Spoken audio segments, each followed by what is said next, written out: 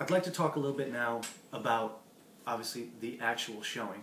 And as I said before, it's not going to be a very difficult problem for you to point out the physical attributes of your house, your property.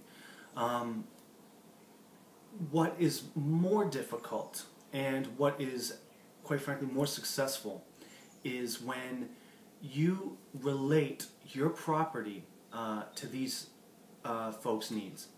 I'm not going to get into here all the things that you need to do to make your property attractive to people.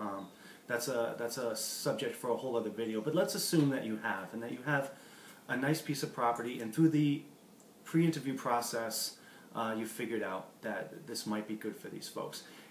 To close that deal, especially if you feel like you have a really good prospect, is what people want to know. And what they want to know is, how does this property suit my needs? Beyond the superficial look of it, how does it relate to what I need? For example, if they have children, are there parks nearby? If they're very concerned about their commute, how far is it to their job?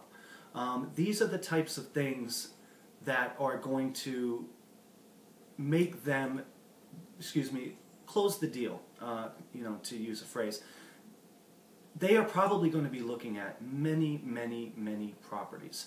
The way that you are going to make one stand out over the other, because most people frankly aren't going to do this, is that you are going to focus not just on the physical attributes, but how it relates to them and their life. How is living in your place going to improve their life? And that's a whole bunch of factors. It's obviously the physical, it's obviously the price, but what really pushes it over the edge is, can they see themselves there?